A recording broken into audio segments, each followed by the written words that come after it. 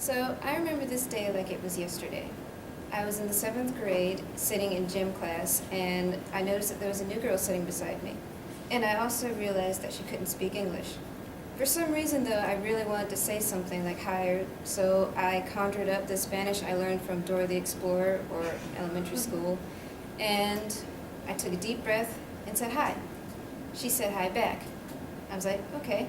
So I asked her what her name was, and she told me it was Jacqueline, and she asked me mine, and I told her. And then she asked me if I spoke Spanish, and I was like, a little. So you would think that would be the end of the story, but I decided to make it my mission to help her with the warm-ups that we had to do. So when we had to run laps around the gym, I didn't know how to say, run laps around the gym, so I just told her, run. So she ran. After we ran laps, we had to get water, so I told her water. And after that, we went back inside the gym and we had to sit down. And the teacher told us, if anyone doesn't have a partner for volleyball, raise your hand. I was like, uh-oh. So I basically just told her to raise your hand. And she looked at me and said, why? I didn't know how to tell her, so I looked at her, looked at the teacher, and shrugged. So she seemed to trust me, so she raised her hand, and she ended up getting a partner. So that day has always resonated with me, and that was one of the moments that made me realize that I wanted to be a Spanish interpreter. So today I'm going to talk to you guys about the duties and education of a Spanish interpreter, as well as the pros and cons. So the duties, so first of all, what is an interpreter? An interpreter converts one language to another with speech or sign language. In my case, it would be speech. So Spanish interpreters work in schools, hospitals, courtrooms, offices, you name it. And there are actually two types of interpreters. There is simultaneous interpreting and consecutive interpreting. Simultaneous is basically what you might see on the news or on talk shows, where you maybe hear someone maybe speaking in Spanish, and then there's an overlay of someone speaking in English at the same time. Kind of confusing.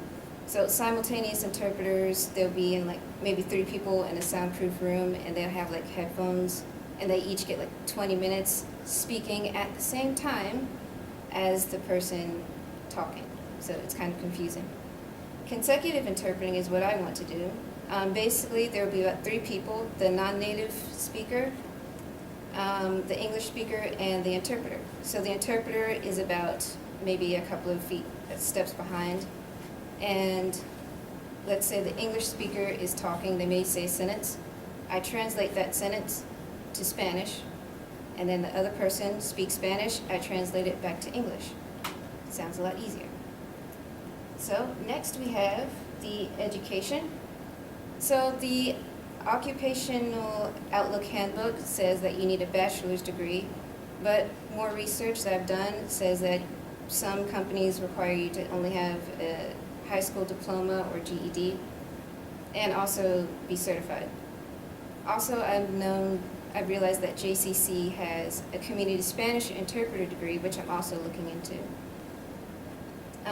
Also, some background is that I've been learning since elementary school and took a semester here of Spanish classes, and for the past maybe 3 or 4 years, I've been doing it independently through language exchange on social media. So I'm at the intermediate level. So next we have the pros and cons. There is actually a lot, but I only have to list a few. So some pros are you can work full-time, part-time, and you can also be a freelance interpreter or work on the phones at home. Another pro is that you can help people, which is what is really cool because I love to help people. So some of the cons. For me, it's very time-consuming, and what I mean by that is that you have to learn different vocabulary words and the different dialects and slang, and it's kind of complicated. Another con is that you have to multitask, and I'm not the best multitasker. I can barely walk and talk at the same time. So basically what I mean by multitasking is that I have to have 2 languages in my head and have to translate, and that could get complicated.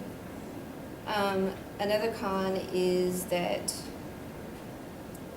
basically I'd be putting, if I was a medical interpreter or a court interpreter, I'd be putting someone's life in my hands. Like if I say a word wrong, that person could either get sick or go to jail, and I don't know if I want that on my conscience. Another con, the last con, is that you have to speak in front of a lot of people, especially if it's like in a conference. So I'm a pretty shy person, so speaking in front of people, especially in another language, is very, very scary. So in conclusion, I told you guys about the duties and education of a Spanish interpreter, as well as the pros and cons.